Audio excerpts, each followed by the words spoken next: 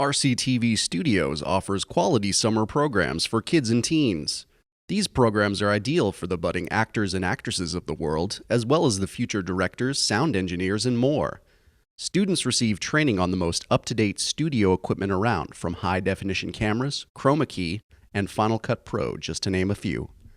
Workshops are available for kids and teens ages 10 to 17 and range from stop-motion animation to music videos, TV production, and filmmaking.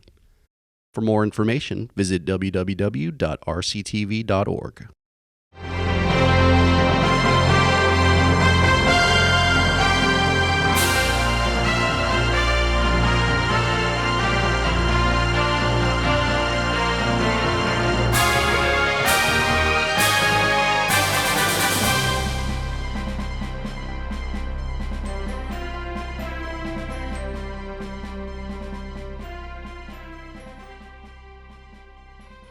Forum. This is RCTV. My name is Alan Foles, and I will be moderating the discussion. We have two candidates for one seat on the Select Board. It's a 3-year term.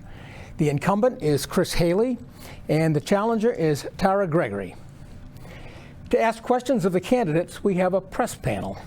Please welcome Catherine Robertson of the Reading Post and Bob Holmes of the Daily Times Chronicle.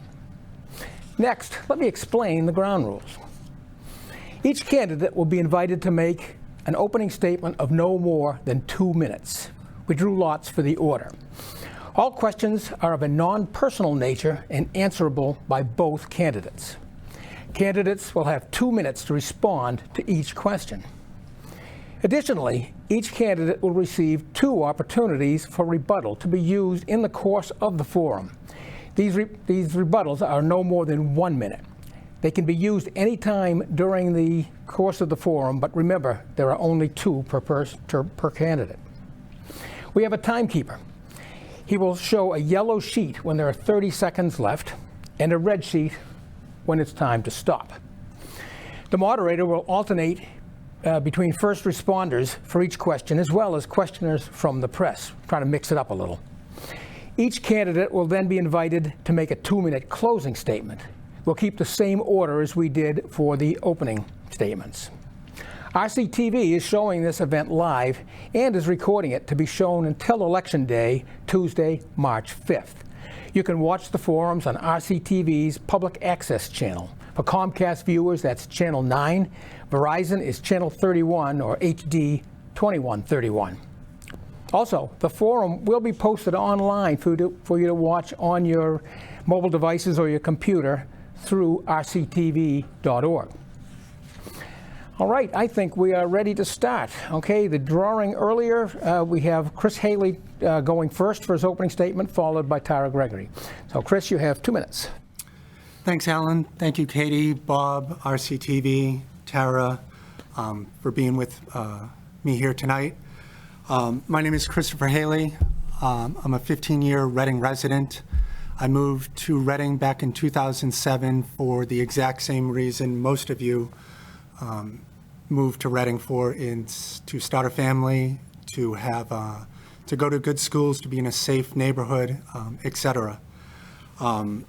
So I've enjoyed my last 3 years here on the Reading Select Board. Haven't missed a single meeting. Any subcommittee meetings, whether it's Park, the ARPA committee, the Charter committee that I'm currently the chair of. I've invested everything I have into Reading for the last 3 years and for this community. And I'm just really hoping tonight to get to the questions that Bob and Katie have for us.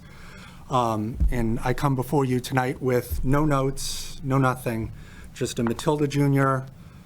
playbill and a letter that I will be reading later on tonight. So thank you all, and I look forward to the questions. Thank you very much. Tara Gregory. Thank you. Good evening. My name is Tara Gregory. I use they, them pronouns, and I'd like to thank RCTV, Mr. Alan Foles, our local media journalists, and Chris Haley, for making this candidate forum possible. I work in public service as a fire protection engineer, and I will bring fresh eyes, energy, and extensive town government volunteer experience. I'm a code consultant, for a small firm in Boston that specializes in building and life safety and accessibility codes. I joined my town fire department when I was 14 as part of a Fire Explorer program and began participating in town meeting in my hometown at 17. Running for select board is a natural progression for me to get more involved in my community. My partner, Andrew, and I bought our house in 2020, and I quickly decided to get involved in my community. I am a town meeting member for Precinct 2. I'm a volunteer with Partners and Allies for Inclusive Reading, PAIR, with the Office of Equity and Social Justice. I'm a member of Cato, the coalition of us. We bought our home in Reading because of everything it has to offer. It is a suburb of Boston, it has a great school system, and a variety of programming available to residents. I'm sure it's the same reason many of you had decided to move here as well. If elected, my priorities would be fair taxes for residents, proactive and community-informed town infrastructure planning, and providing greater accessibility to all residents and community members. We are a suburb of Boston. We will be experiencing growth in the next 10 to 20 years. We should take this opportunity to plan thoughtful and intentional zoning and development to shape the community that we want to see. The answer isn't black or white, it's a shade of gray. Let's work together to find the right shade that works for our community, and let's make downtown Reading a destination to visit and a place that we all want to use. Thank you. Thank you very much. Now we get to the questions. We're going to start with a question from Bob Holmes of the Daily Times Chronicle. Thank you, Alan. The past few weeks, we've seen the best and the worst of the Select Board. The board's well-respected chair resigned without explanation 3 weeks ago, and last Saturday's meeting was, at times, uncomfortable. But during that time, the board navigated an unprecedented challenge and named a new town manager. So tonight, on February 22nd, how should voters feel about our Select Board? And we begin with Chris Haley. Thank you, Bob. Thank you, Alan. I would agree that not just with the last week or two with the Select Board in Reading, in reviewing the prior candidate forums, the questions that were asked of those, these kind of questions have been asked ever since 2018. I stopped there. I'm sure it's continued well beyond that. But for me, it comes down to, I think there has to be a certain respect that we have for each other. And I think that if you base the entire 3 years that I've been on the Select Board based off of one meeting, and to that label me or anybody else for that matter from that one instance, as opposed to the hundreds that I've been a part of over the last 3 years, not just on the board, on other committee meetings. I don't think that's really warranted at all. I think the biggest thing for me is that if I could see any kind of changes on the Select Board, et cetera, for me, I would like to see Jackie McCarthy back, because she did bring stability at a time when I think we can all agree that it's most warranted.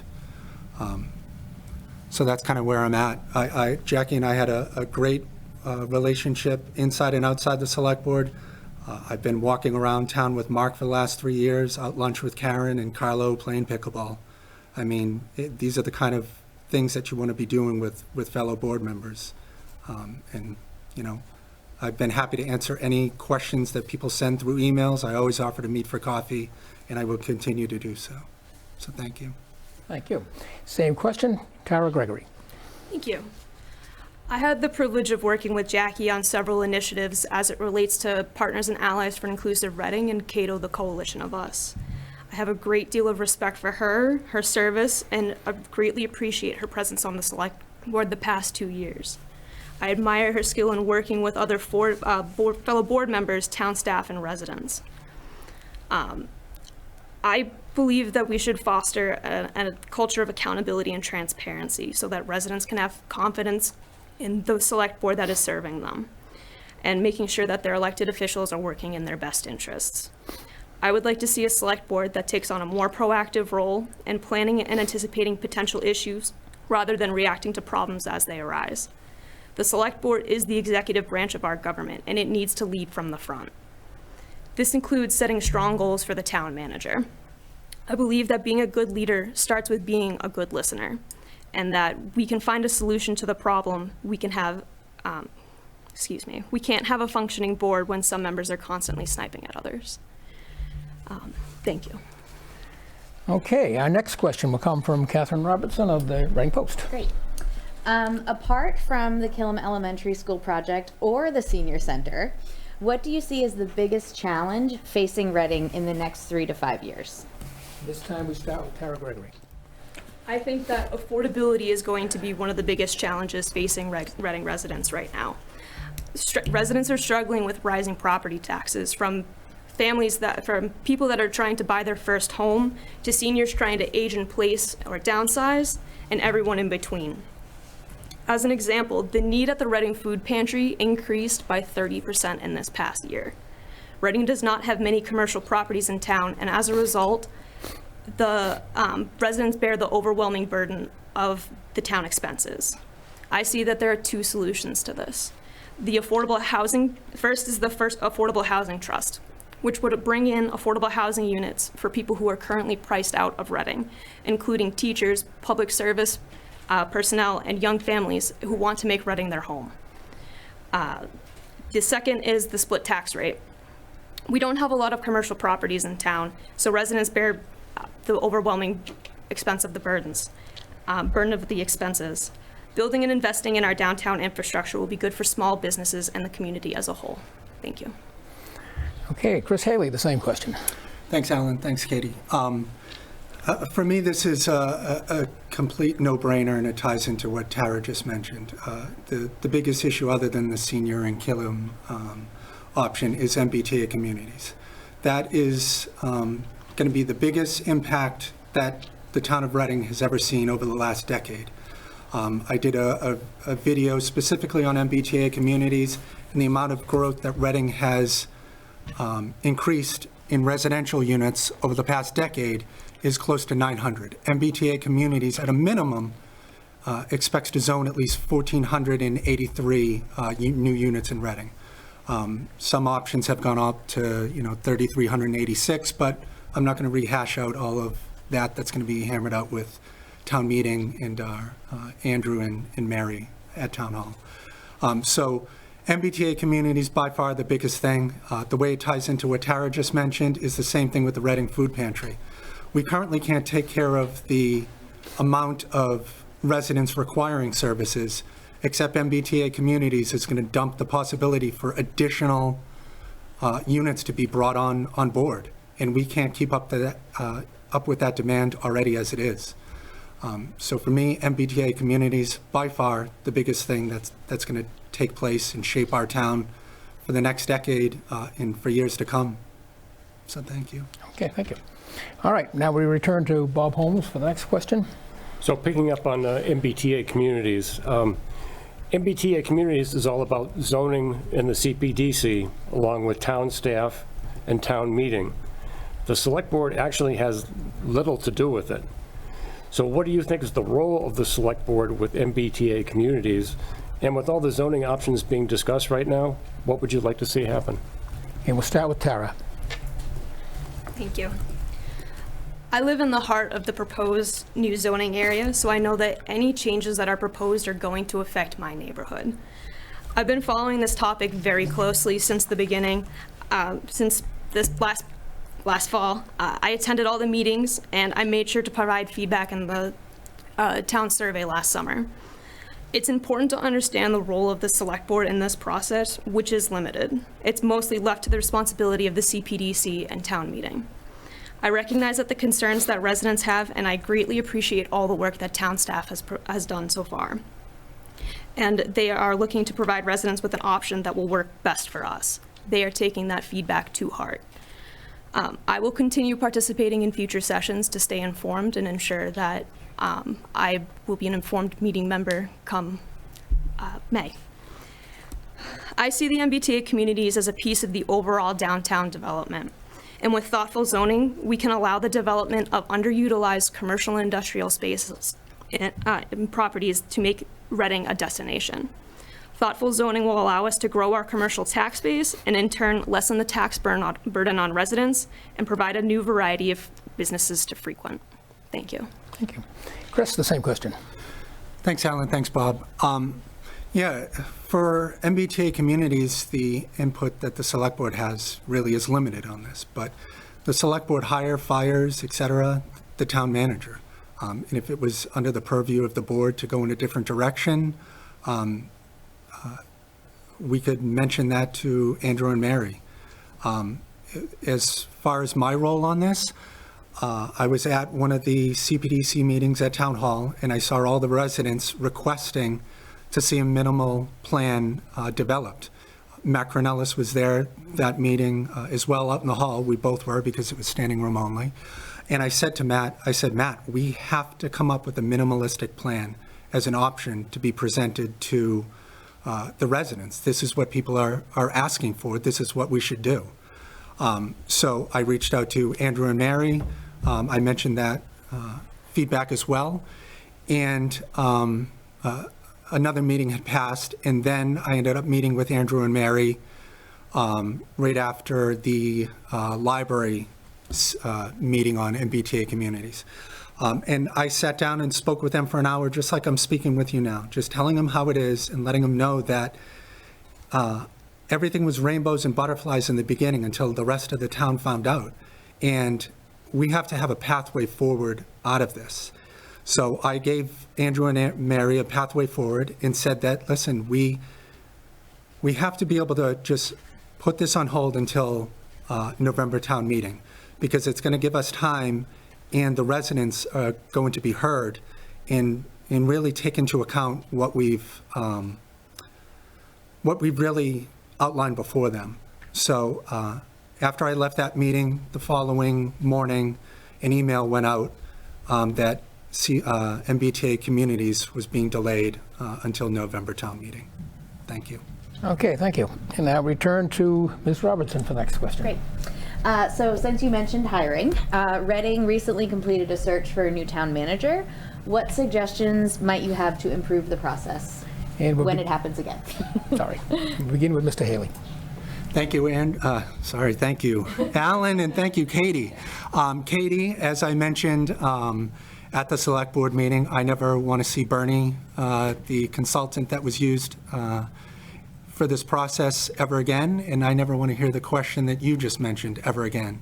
I think that in terms of the process that was used, the screening committee, everything along those lines, everything was fantastic. Bernie was in constant communication after the candidates were, the 4 finalists were announced.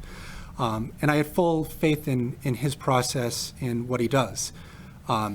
Pete Heckenblecker happens to work at his office, and he was Reading's first town manager. So I think we're in good hands back then. I don't think that we're going to have to deal with this for another decade, and I don't believe that me or anybody else is going to end up being on the board by that time. I don't think any of us are crazy enough to be there that long. So for me, it's just Matt Cornelis is the right person for Reading right now. I have full faith that he's going to be here. I know I said this last time about Fidel, but Fidel was an incredible town manager, and he went home. No one's going to fault him for doing exactly what LeBron did, even though I don't like LeBron. He still went home, and Fidel did as well, and Matt Cornelis, I have full confidence, is going to end up retiring here in Reading. And that's going to be good for everybody, not just the select board, residents, everything going forward. So thank you for the question. Okay, thank you. Mix Gregory. Thank you. I followed the search committee for the town manager very closely. I applied myself to be on the selection committee. I followed the process. I appreciate how easy Town Hall made it to be able to follow the process and apply to be a part of it. I followed along and watched all the interviews, and I watched the follow-up discussion. And I would hope that in the future we have more productive conversations when we are sat down. I feel that Reading lost out on some great candidates because we couldn't come to a decision earlier, and candidates removed their name from consideration. One thing to remember is that the town manager is a professional in this type of work. We've been very fortunate that we've had only 3 town managers in the past couple decades. I believe that Mr. Cornelis is coming in with a wealth of municipal experience, and I look forward to working with him in whatever capacity that is.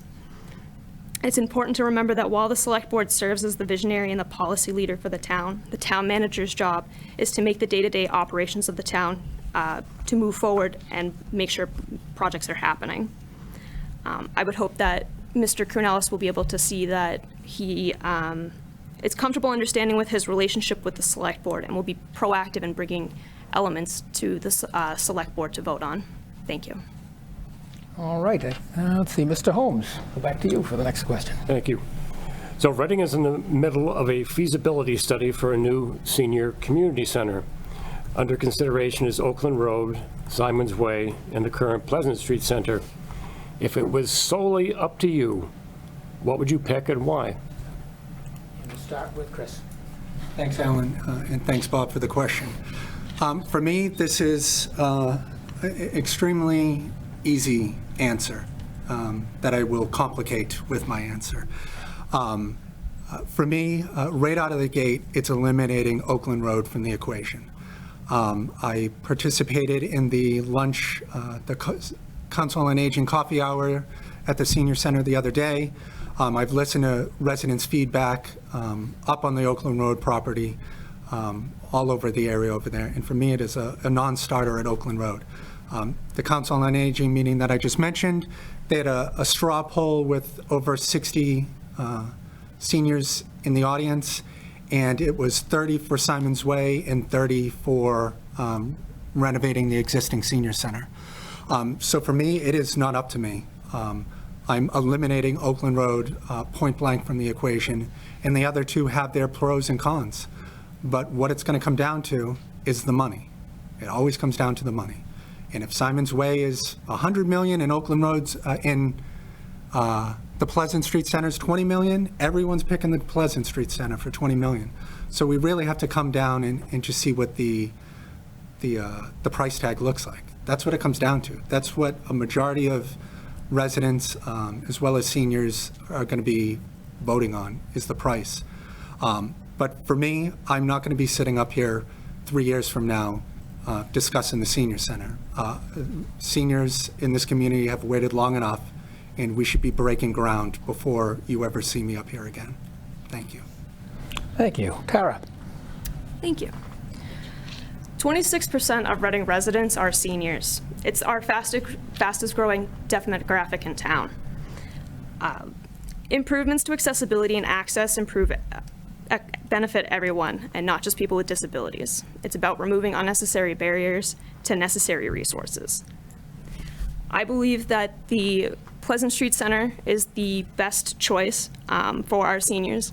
It is located downtown. It is within a walkable distance for most seniors in the downtown housing area. We can update a historic building, and we can maintain a historic building for the town, and it would meet the needs of our seniors.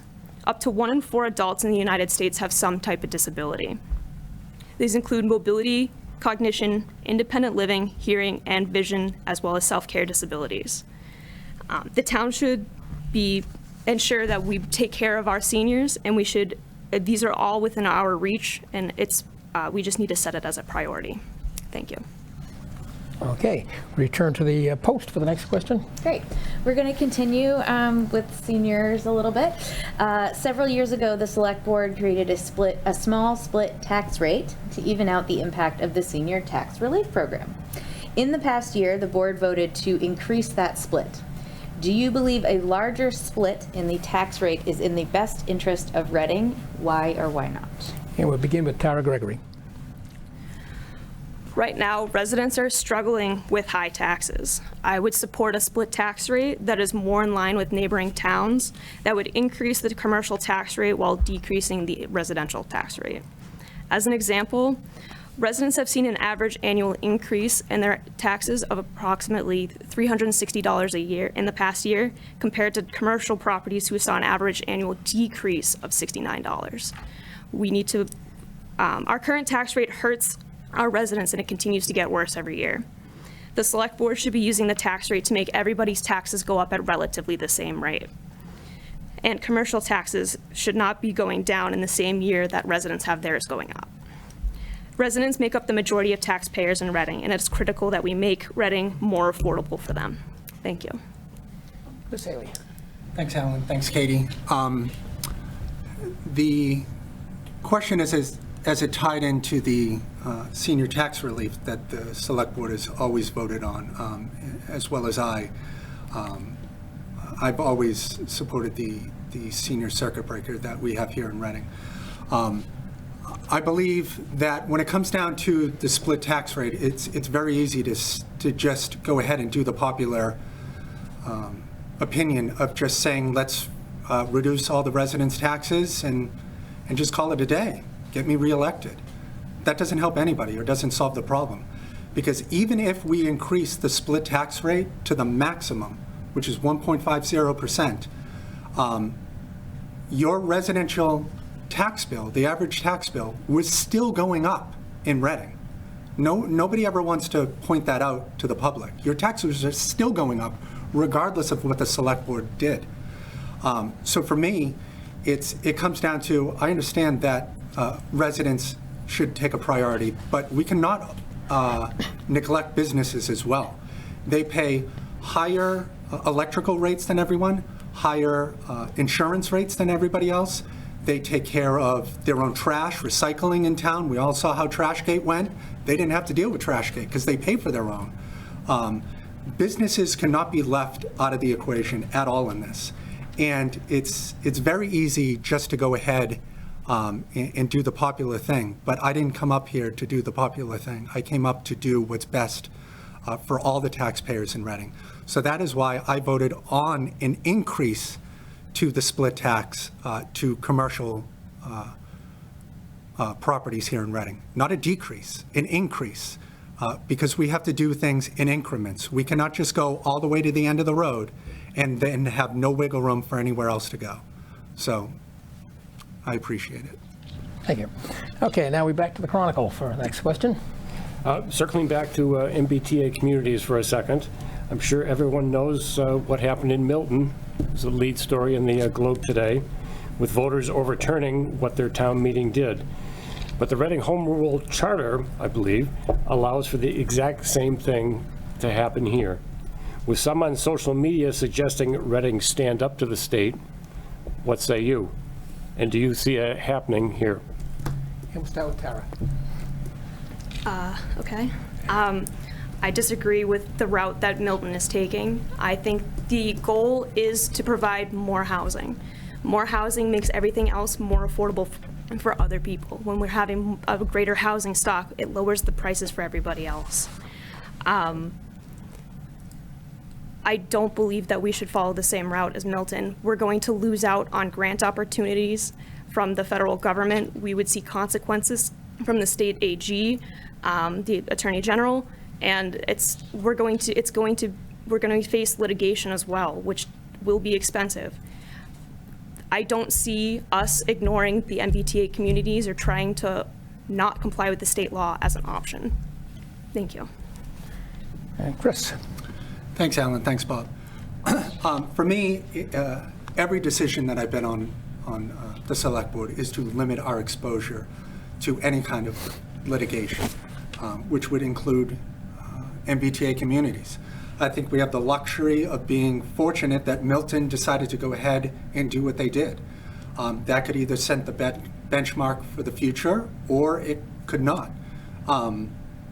But for me, I'm not going to risk a potential MSBA loan, if that's included, or any kind of grants that Reading would be subject to over MBTA communities. That is not in the best interest of our community here.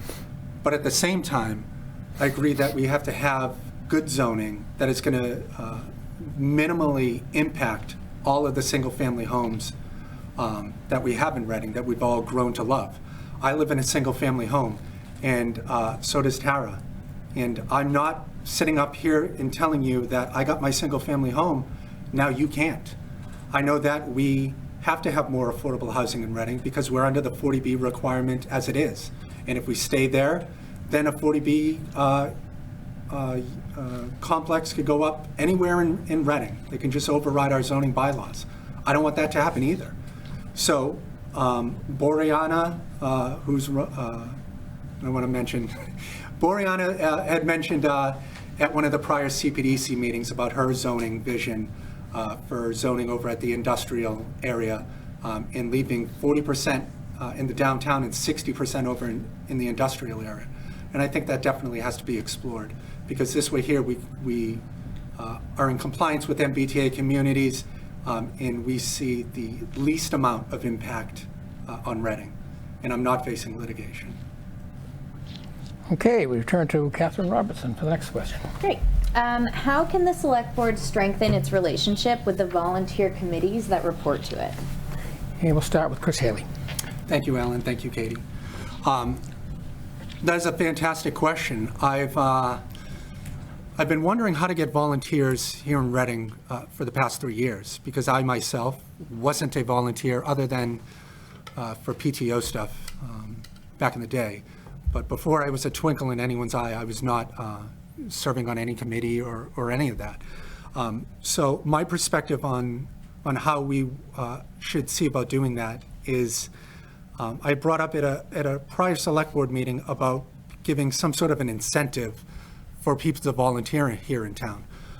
The select board makes thousands of $0 to do what we do. CPDC gets the same thing, $0 to do what they do.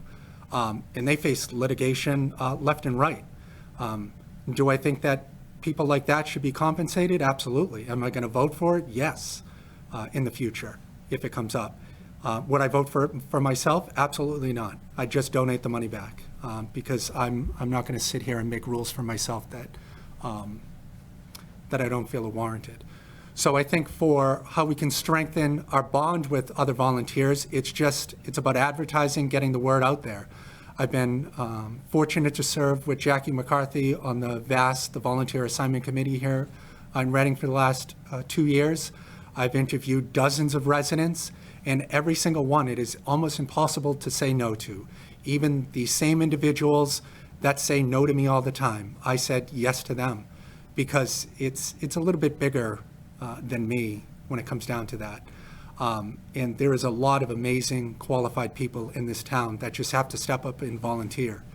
And whatever I can do to help, that's one of the reasons I made Reading Recap, is to just increase the exposure here in town for everything that is going on, volunteering on boards and committees and everything else. So thank you for the question. Thank you. Tara Gregory.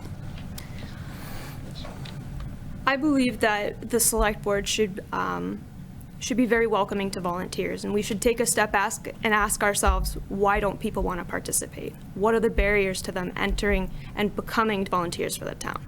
Is it that they're not getting the information? Do they not know that these positions are available? Do they not feel welcome in these spaces? Do they need to be invited in?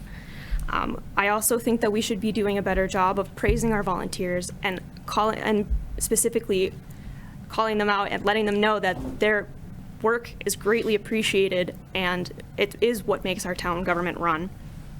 It's important to have very good communication, and I appreciate all the efforts that the town has put into providing information to residents, and I'd love to hear how other people are getting their information to make sure that everybody's getting this information. We have the town manager meeting minute. We are able to receive emails from various town departments. The town has the Facebook page and Instagram page, and we also have Code Red available to us. All great communication tools.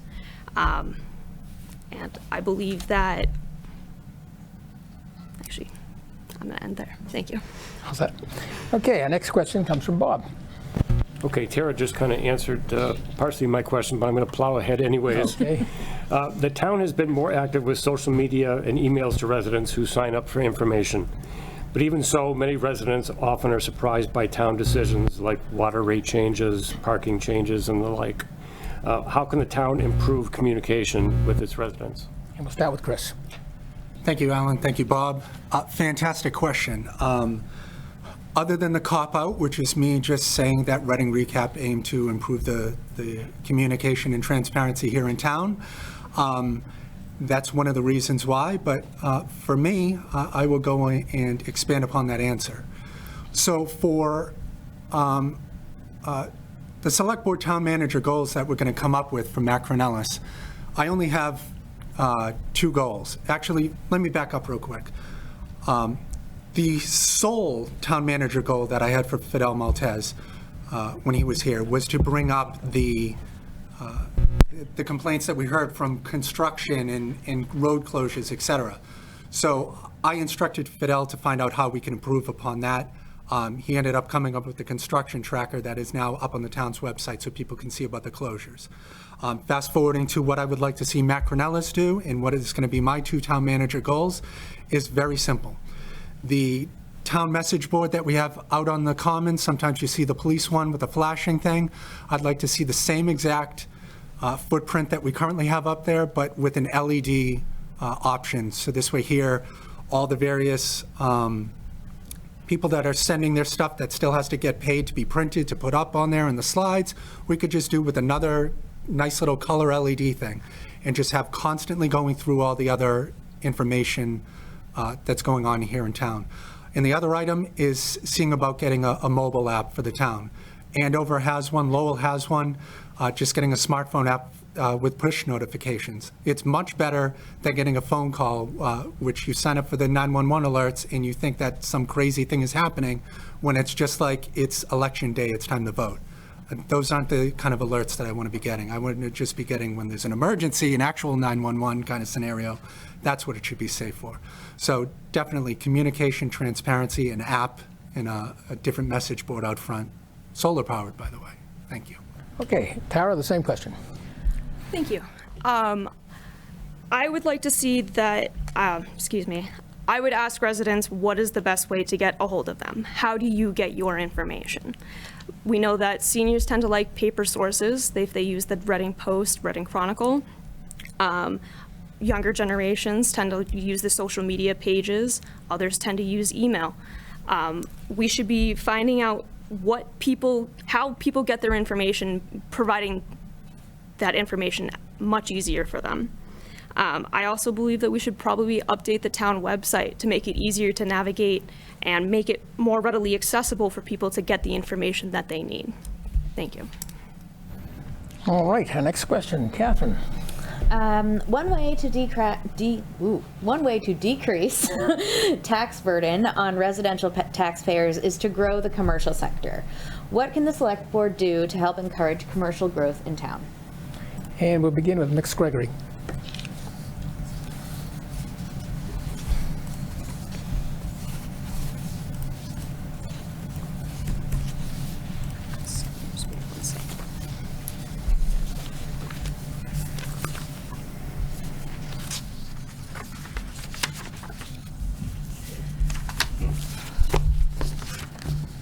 One of the biggest struggles that small businesses face in town is getting people in the door.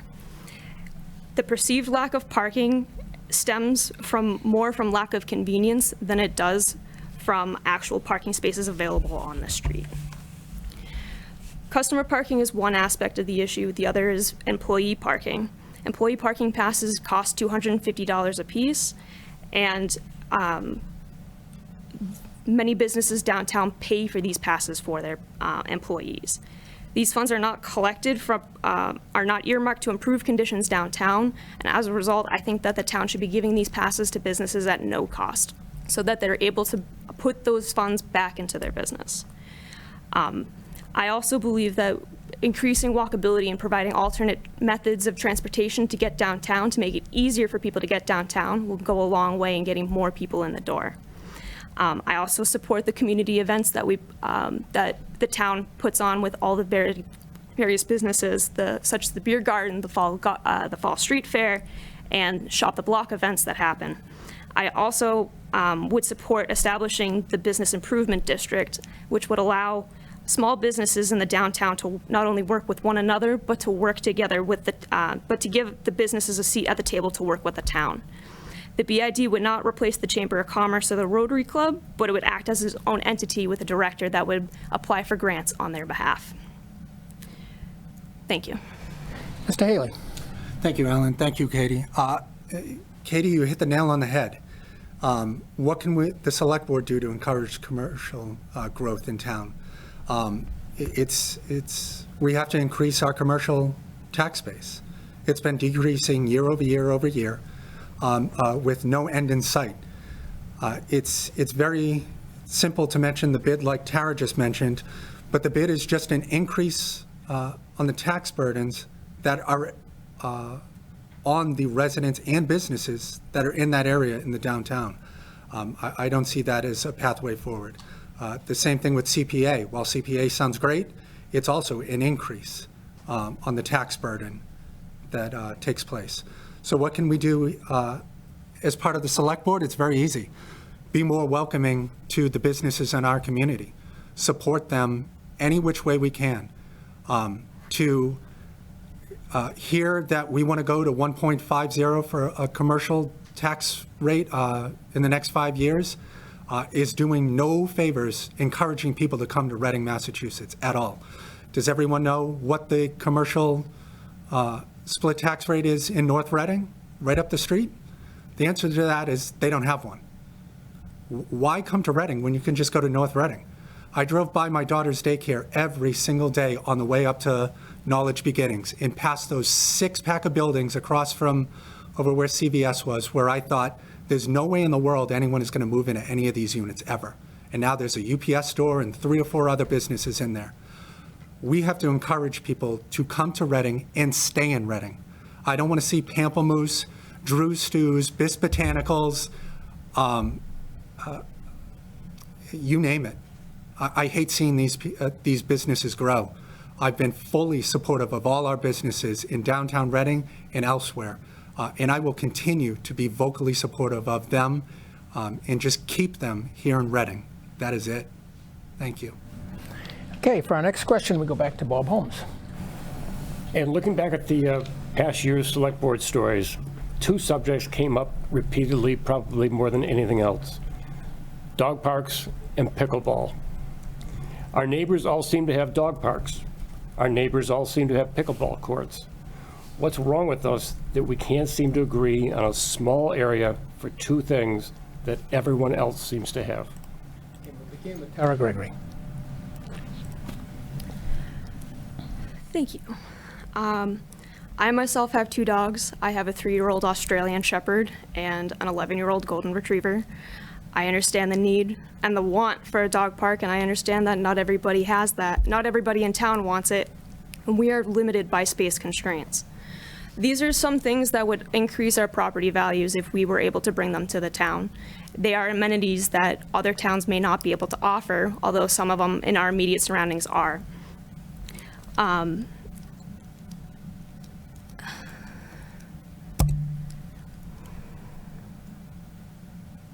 I'm sorry, can you repeat the question again? I don't have all of it in front of me. Just in general, about finding space, dog parks, pickleball, there's been a lot of not in my backyard type, with every location in town. Right.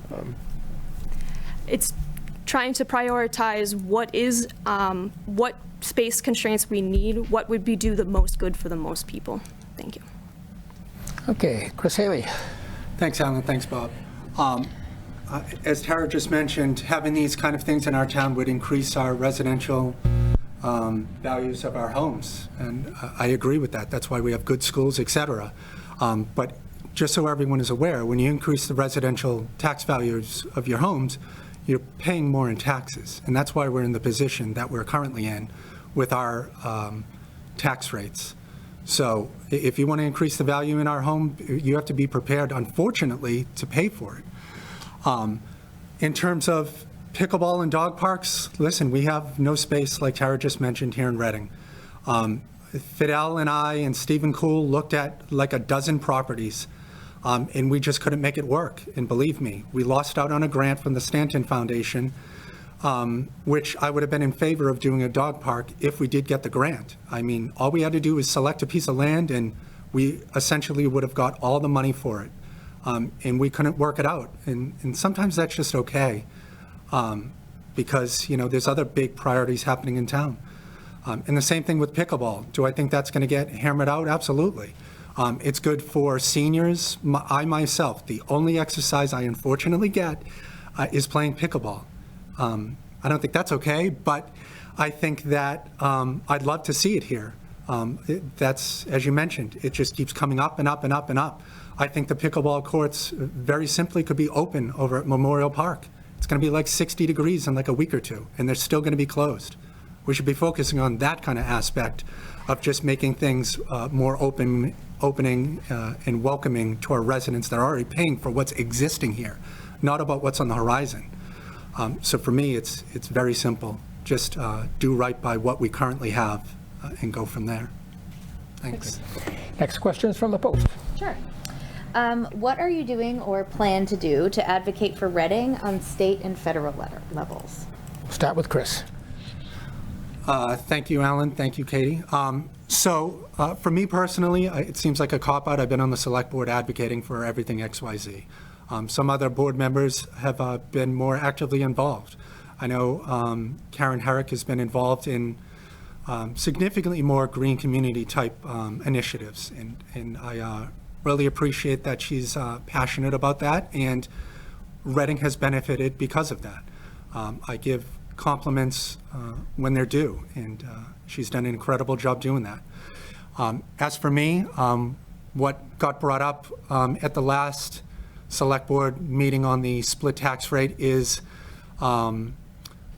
the commercial, this small commercial exemption that Reading and no other only 12 to 18 communities in Massachusetts have adopted the small commercial exemption. And at the last select board meeting on the tax discussion regarding that, I questioned why we even have it if nobody ever does it. So rather than just talk about things and actually not do anything about it, I reached out to our state reps. I spoke with Rich Haggerty and Brad Jones. We had a Zoom meeting. And I'm working with them to see about possibly doing either a home rule or local option change for here in Reading. So this way here, we can really shift the burden onto the large businesses in Reading and give the small businesses in Reading the relief that they need, which then in turn will allow us to change the commercial tax rate to be higher than it already is. So that's what I'm doing. I'm advocating for the businesses behind the scenes and working on something like that that is going to affect not just Reading, but potentially all communities in Massachusetts. As Brad Jones told me, it's been like that ever since he's been around. And why are we okay with 12 to 18 communities in Massachusetts doing it? What is the point of just rehashing it every single year if nobody does anything about it? But I did. Okay, Tara, same question. Thank you. I would also look to work with our state reps. I've spoken with Senator Jason Lewis about that exact tax exemption, and he mentioned that this needs to be dealt with at the state level more so than we're able to do at just the local level. I would look forward to working with him on getting that passed and working to help small businesses. I would also look to continue getting projects funded like the Malais-Sommet project that is happening, which is going to reduce the flood, help with flood mitigation in some of our lands. I would continue working with, I've met with Representative Haggerty, and I look forward to working with him as well. Just reaching out and making sure that Reading is getting all the options available to it and getting all the grants available to it to help residents. Thank you. Our next question, back to the Times Chronicle. The Reading Select Board is in charge of voting all allocations of what is left of the ARPA money. Not all the money may be fully spent.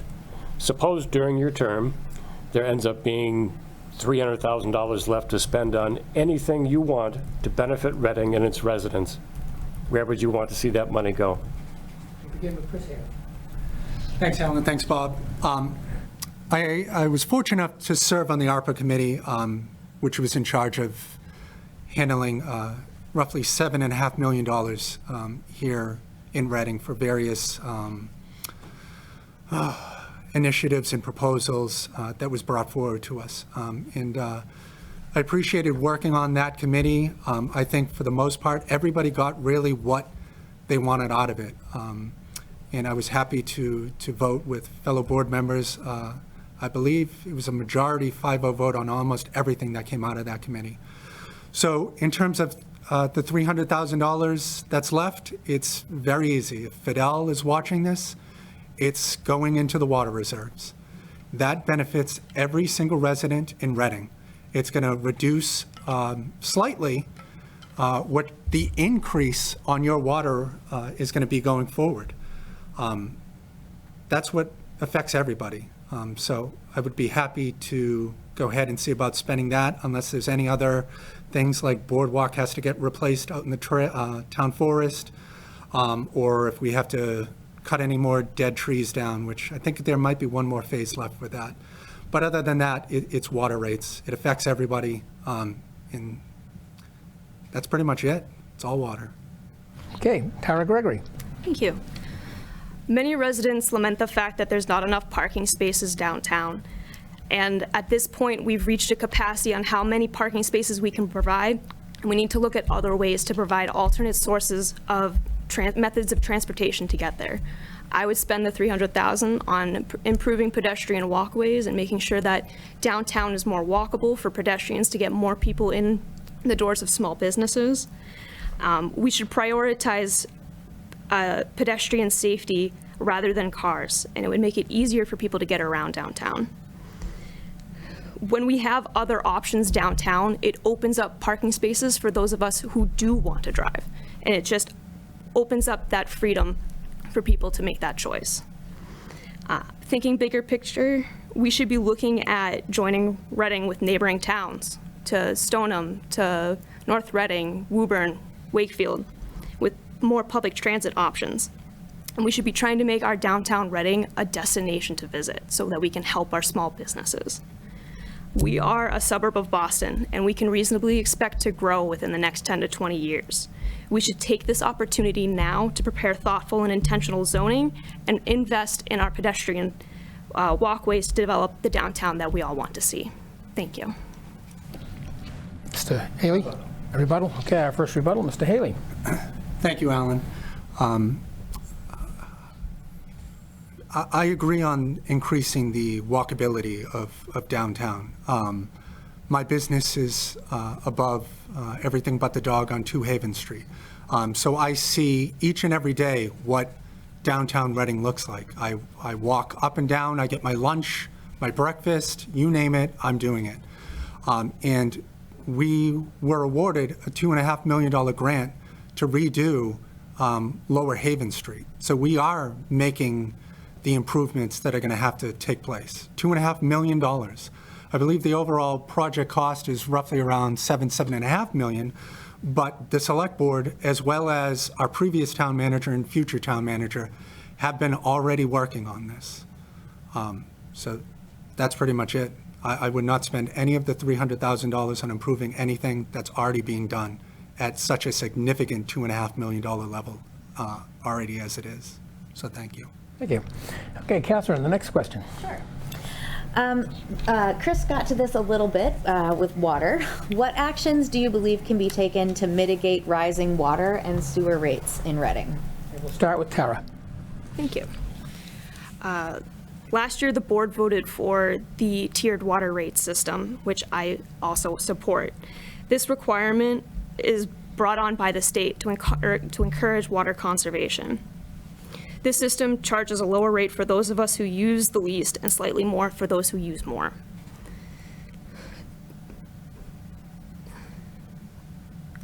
I would continue supporting the tiered water rate to ensure that water conservation is the goal. Thank you. Okay, Chris. Thank you, Alan. Thank you, Katie.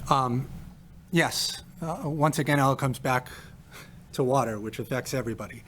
I voted against the tiered water rates at our last time around because it was not fair and equitable to all residents in Reading. 2 items that I brought up. Having the water rate increase is not going to make me take any less of a shower or other people still filling their pools in Reading, et cetera. So for me, as much as I'd like to think that everyone's going to conserve, a Reading resident brought up that he was charged a minimum of 2 units for his water when he only uses 1. which is just wild for me to hear, except that's not encouraging conservation. If anything, it's inviting people to come over his house and use the shower so he can get up to that number 2 ranking that he has. I was against the tiered water rates. I wanted a compromise of just doing 3 rates offsetting by a point of a percentage just so we were in compliance. But I did not feel as if sticking all of the apartments and any multifamily units all in potentially tier 5 water rates, because they all have a single water meter and all of them would be subject to tier 5 water rate levels. How does that convince anybody at Postmark, the Met, anywhere to conserve water? It doesn't. Not at all. So I voted against the tiered water rates, and then it was brought up to town meeting as an instructional motion for the select board to look at exactly what I argued for at the select board, for us to change the way that we were looking at the water rates and how it affects multifamily units. So when you think about my decisions that I make, I made the right one, and it was ratified by the majority of town meeting members as well. So thank you. Rebuttal, yes? I agree with the tiered tax rates that we have. I don't think that it was perfect. I don't think it was equitable in its first rollout. But then again, it was the first rollout. I think that we will see some refining to this, that we can fix this so that it will work with Postmark, and we have the larger apartment buildings that are dealing with that are at the highest level, as they shouldn't be. And we should look to make that more equitable overall. Thank you. Okay, Bob, our next question. The town is in the middle of 2 very expensive projects, the new Killam School and the new Senior Community Center, which we've already discussed. What can you say to taxpayers like me who are bracing for potentially 2 override questions at the same time to fund those projects? Should I be as terrified as I might be? And Tara, we'll start with you. Thank you. We have a budget and a long-term plan for all town buildings and facilities. The select board will partner with the financial committee to determine the best way and most efficient way to fund it. This could include borrowing, grants, and free cash. One of the great things about Reading is that we have a phenomenal bond rating, which means that when we borrow, we get a great interest rate. For Killam specifically, we're part of the Massachusetts State Building Administration, MSBA program, which allows us to receive additional funds from the state. And I'm also familiar with MSBA, as I've worked with the concepts in my professional career as I've looked at elementary schools for accessibility and building review. Thank you. Chris? Thank you, Alan. Thank you, Bob. I'm sure you know what I'm going to say, Bob, to you. There is no such thing as a free lunch. You hit the nail on the head that you know the increases are coming. And with the library and the high school falling off, that is not going to make up for the deficit that Killam and the senior center are going to add on to the books. Do I think both Killam and the senior center have to happen? Absolutely. But who you want making the decision over the pricing on that is somebody like me. In my business, I manage every nickel and dime that comes out of my company. Every single day, I'm watching over my own money. The same thing on the select board. Every single time, I'm bringing up whether or not something is cost effective or efficient or any of that. And it's going to come down to a happy medium. We're not going to get the Taj Mahal, and we're not going to get the opposite of the Taj Mahal, whatever that ends up being. But you need somebody for me to be advocating for something in the middle that everybody is going to be okay with paying for, because that's the only way that this is going to work. I know what's on the horizon. I'm fortunate enough to be able to afford it, but I'm cognizant that other people might not be.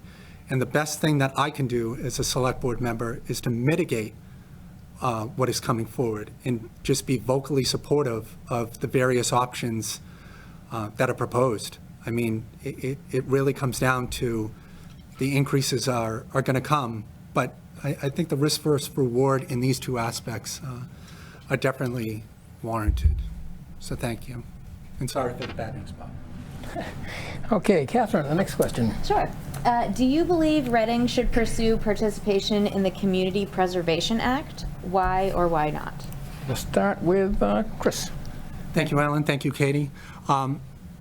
This is a very complicated answer for me because I see the pros and cons of CPA.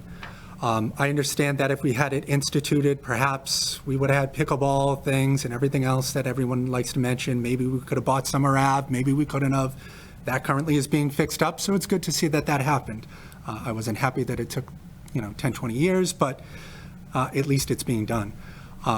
So for CPA, you get the pluses and the minuses. But just so everybody is aware, that is an increase on your taxes, whatever the rate is. It's between 1 to 3%. Typically, they aim for 1. Sometimes you go for the higher one. It's going to come down to a town ballot. But it's an increase on your taxes. So anybody that is concerned about rising taxes here in Reading should equally be concerned about passing a 1 to 3% CPA tax. I mean, you can't say that you want to decrease, offer tax relief for residents of Reading, yet vote for CPA. So for me, when I heard the various presentations on this, I saw a lot of good that can come from it. For this, I think if we had it instituted maybe a decade ago, it would be warranted. But nowadays, with the rising cost of anything and everything, I don't think that is something that I can support at this time. It's unfortunate because I could see a lot of good that it could do for the community, but I believe we can do a lot of good for the community in other ways. It's really not up to me. Like I said, it's got to go to the voters anyway. So we'll see how it goes. Thank you. Thank you. I would definitely join the Community Preservation Act. This would afford us new grants not previously available to us, and while it would be an increase to residents, it's an investment that we make early on that pays off larger in the end. I believe that this program, along with the Green Communities programs, are both great programs that we should be investing in and make sure that we participate in.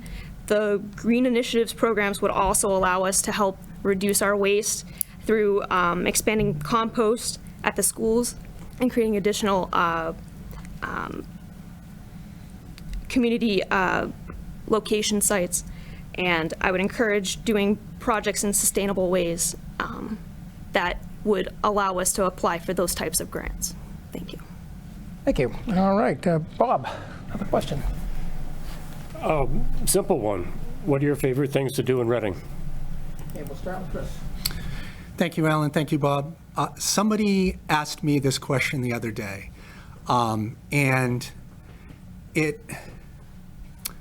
really a two-part answer for me.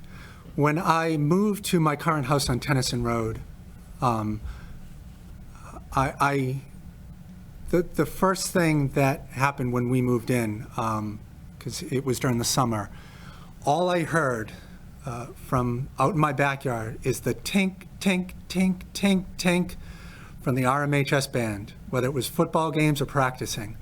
And I got to tell you, hearing that, they don't tell you when you buy the house that you're going to have to deal with said noise. But let me tell you how wrong that I was, just being heavily involved in things now. I've gone to countless amounts of band practices, football games, everything over at Reading Memorial High School. It's been incredible. And now every time that the band is on, I know almost every single song that they are practicing over there. And it's really a night and day difference between when I moved in over there. So between that and still going to the Fall Street Fair, before I was a twinkle in everyone's eye with my cliche once again, that's all I really participated in Reading is the Fall Street Fair. I did the American Ninja Warrior thing that they had over there. I fell on my face immediately. I thought I was going to make it across, just like everybody else thought they would, and I did not. So just the downtown street fairs and those kind of activities are phenomenal for this town. It brings everybody together. So those two aspects are the biggest things for me here in Reading. And the band ended up winning the competition this year, Reading lacrosse, Reading field hockey, et cetera. So kudos to all of them, and I appreciate the noise now and all the drone activities that I've done for all of them. So thanks. Thank you. Tara? Thank you. My favorite thing to do in Reading is walking around town with my dogs. I will walk somewhere between 8 to 10 miles a week with them.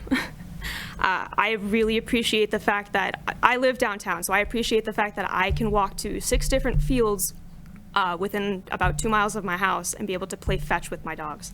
I also really appreciate the town forest, Bear Meadows, Matera Cabin, all of the natural walking paths that we have. It's a great escape to get away from the cars on the streets, and just spending time with my family, being able to go to the town forest with them, meet up with friends, and share those community sources with our friends. Thank you. Thank you. I think we have time for one more question. Sure. Catherine, we'll go to you. What ideas do you have to encourage development on South Main Street? And we'll start with Tara. Sure.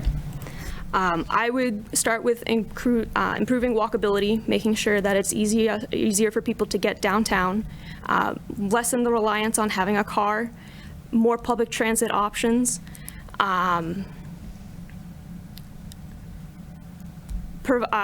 the business improvement district would also help businesses downtown have a seat at the table and be able to better coordinate with the town and have more of these, to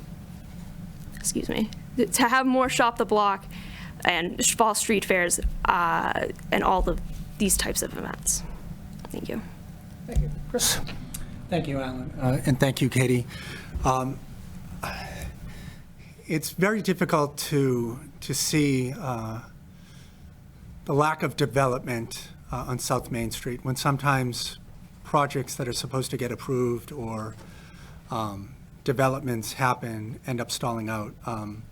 I think that the biggest thing that we can do is it's unfortunate that Ben Cares left us a week or two ago. I just think that there's nothing that we can do per se to increase this kind of development. I mean, it's been tried and nothing really has worked out over the years. I don't have all the answers for everything, including this question. I'd love to see some other ideas brought forward, but I really don't see anything on the horizon that's going to really pan out for South Main Street. I just think we have to be more welcoming and perhaps changing some of the zoning, whether it's with MBTA communities or not. It's very difficult because I see this every single day and I'm not sure really how to fix it. So I kind of leave that up to our experts at Town Hall to really work through that. All right, thank you very much. We've reached the end of our questioning portion, and we'll move on to closing statements. And as we said earlier, we will begin with Chris Haley. Thank you, Alan.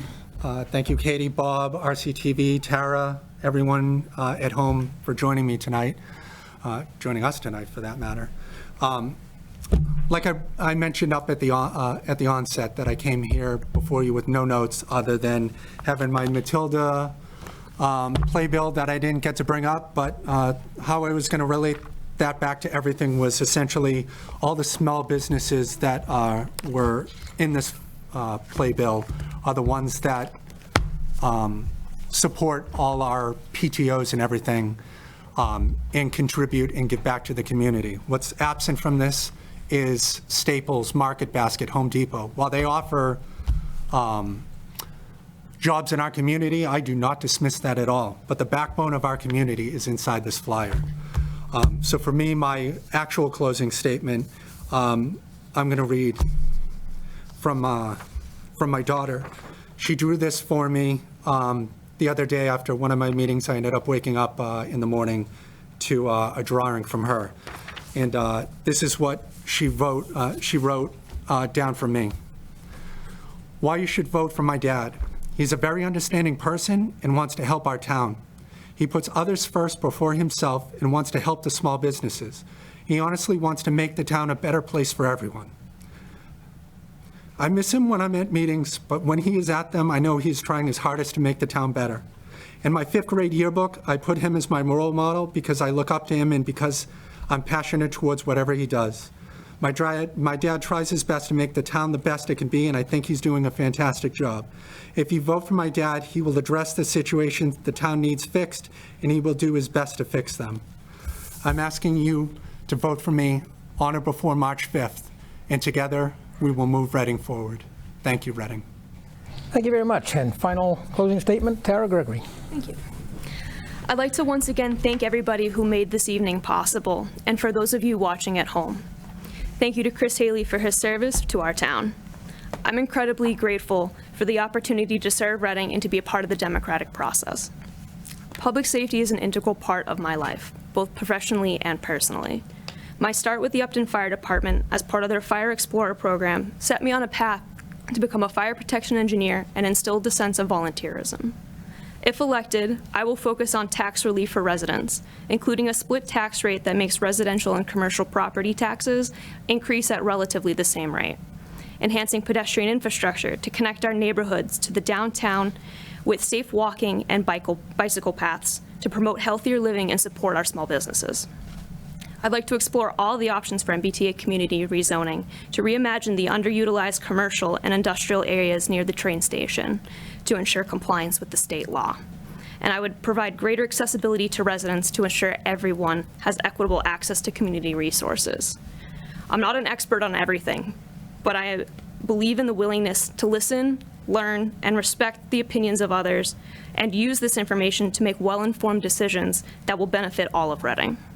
I would appreciate your vote on or before March 5th. Early voting begins February 24th. Please be sure to mark your calendar and tell your neighbors to vote. Please visit my website, www.terra4selectboard.com. Again, www.terra4selectboard.com. Thank you. Well, we've reached the end of the forum. In closing, I thank both the candidates for stepping up to serve the town of Reading and for taking the time at this forum to share their views and vision with the citizens. I thank Catherine Robertson and Bob Holmes. Thanks to Phil Rushworth and the rest of the staff and volunteers at RCTV for making this happen. Finally, I urge everyone to get out and vote in the election. Early voting starts this Saturday, February 24th at the Town Hall, first floor conference room, and it runs until March 1st. Election Day is Tuesday, March 5th. Polls open at the Fieldhouse from 7 a.m. to 8 p.m. This is your chance to have a direct say in how your government operates, how your community moves forward. Make sure you take advantage of that right and responsibility. Thank you for watching.